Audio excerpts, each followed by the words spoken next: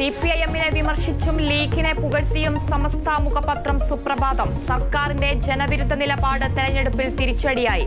മുഖ്യമന്ത്രിയുടെ ധാർഷ്ട്യത്തിന്റെ അനന്തരഫലമാണ് തെരഞ്ഞെടുപ്പ് ഫലമെന്നും മുഖപ്രസംഗം. ലീഗിന്റെ വിജയം എടുത്തു പറയേണ്ടതാണെന്നും പരാമർശം. തൃശൂരിലെ പരാജയത്തിൽ DCC ഓഫീസിന് മുന്നിൽ ഇന്നും പോസ്റ്റർ. അനിൽ അക്കര, MP വിൻസെന്റ് തുടങ്ങിയവർക്കെതിരെ പ്രതിഷേധം. അനിൽ അക്കര BJPയിൽ നിന്ന് പണം വാങ്ങിയെന്ന് ആരോപണം.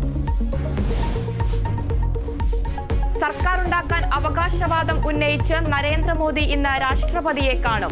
NDA MPമാരുടെ യോഗം ചേരും. പ്രധാന വകുപ്പുകൾക്കായി സമ്മർദ്ദം ശക്തമാക്കി TDPയും JDU.